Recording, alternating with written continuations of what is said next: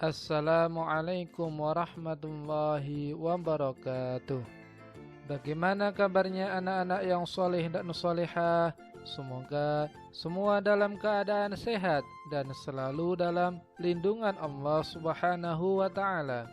Terlebih dahulu, mari kita berdoa kepada Allah Subhanahu wa Ta'ala agar diberi kemudahan dalam belajar dan mendapatkan ilmu yang bermanfaat.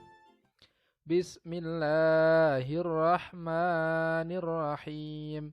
Raditu billahi rabba wa bil islami dina wa bi muhammadin nabiyya wa rasula. Rabbi zidni ilma warzuqni fahma. Amin. Yang soleh dan solehah, pada pertemuan hari ini kita akan belajar dengan materi beriman kepada malaikat Allah Subhanahu wa Ta'ala. Terlebih dahulu, mari kita baca ayat berikut. Bismillahirrahmanirrahim. Kullun amana billahi wa malaikatihi wa kutubihi wa rusulih. Artinya, semua beriman kepada Allah, malaikat-malaikatnya, kitab-kitabnya, dan rasul-rasulnya. Quran Surat Al-Baqarah ayat 285. Anak-anakku, ayat di atas tadi menjelaskan kepada kita bahwa orang-orang yang beriman sudah pasti beriman kepada Allah, malaikat-malaikatnya, kitab-kitabnya, dan rasul-rasulnya. Adakah hubungannya dengan rukun iman? Coba sebutkan olehmu rukun iman. Ada berapa rukun iman? Ya, benar. Rukun iman ada 6.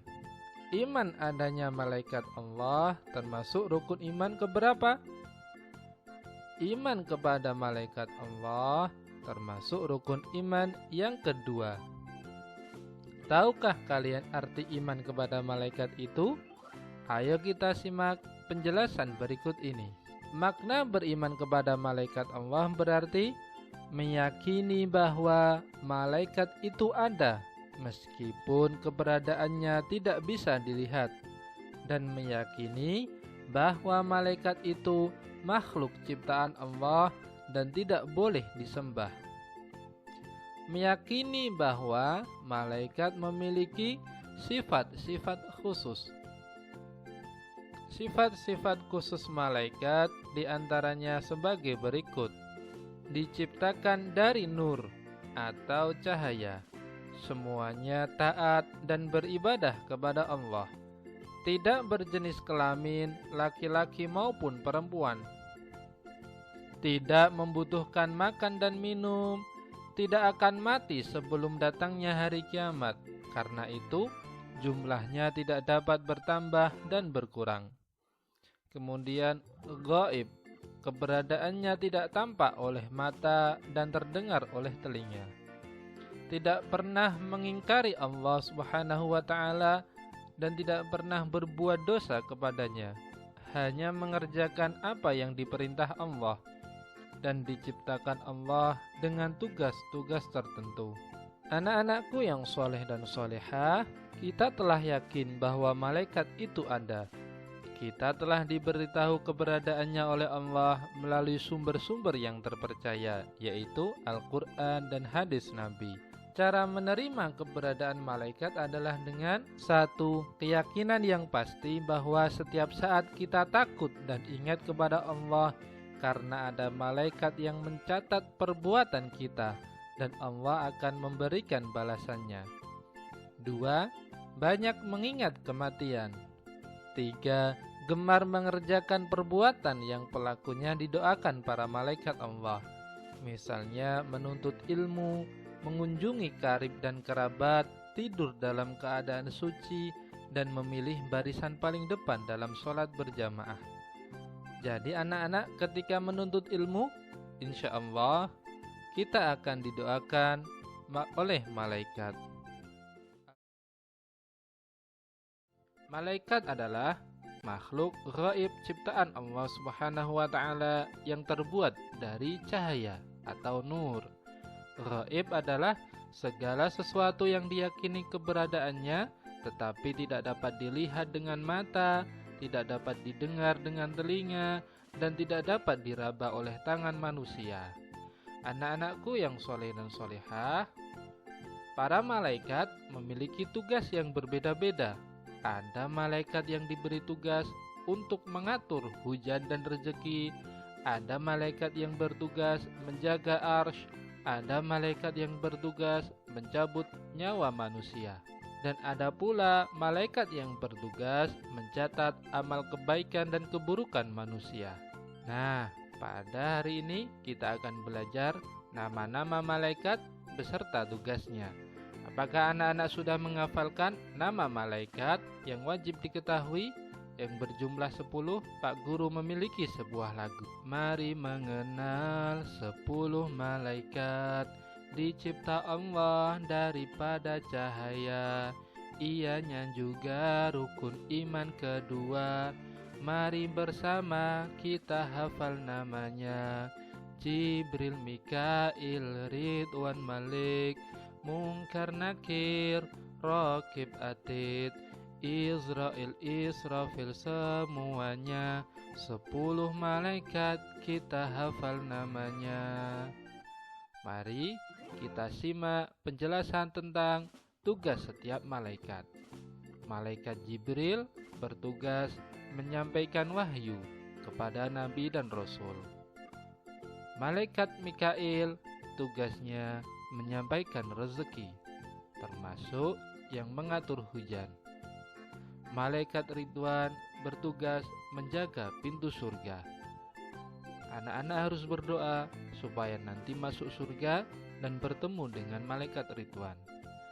Malaikat Malik tugasnya menjaga neraka. Semoga kita semua tidak bertemu dengan malaikat Malik. Malaikat Munkar tugasnya menanyai manusia di alam kubur.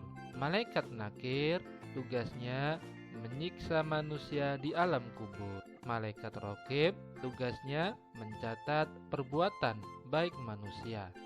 Jadi anak-anak ketika berbuat baik seperti melakukan sholat, berbakti kepada kedua orang tua, menuntut ilmu, amal tersebut dicatat oleh malaikat Raqib.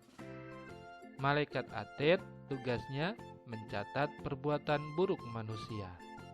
Nah, jadi kalau ada yang berbohong, nanti dicatat oleh malaikat Atid.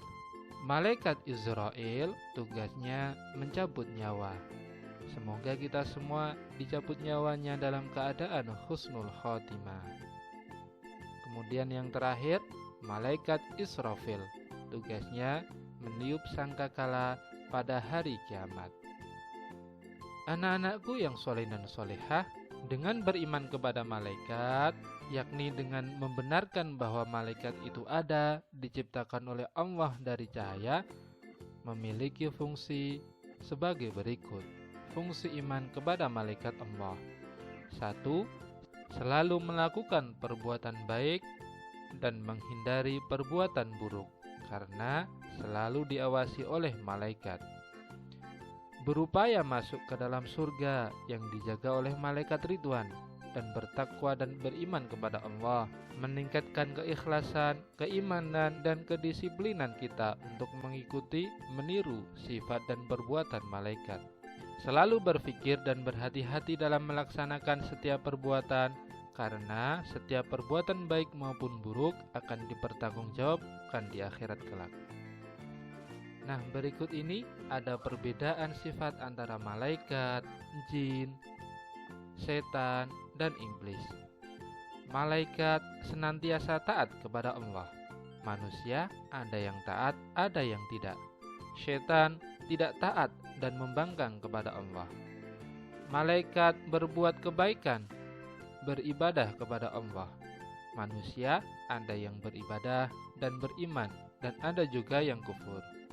Setan kufur, mengajak berbuat dosa dan melanggar perintah Allah. Malaikat diciptakan dari nur atau cahaya.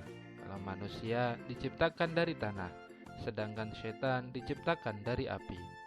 Malaikat tidak memiliki nafsu atau keinginan. Manusia memiliki nafsu yang baik dan buruk. Setan memiliki nafsu yang buruk.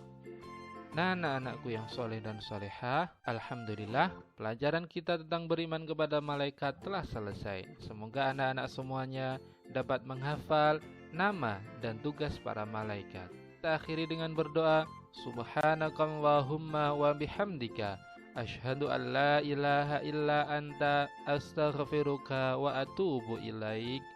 Wassalamualaikum warahmatullahi wabarakatuh.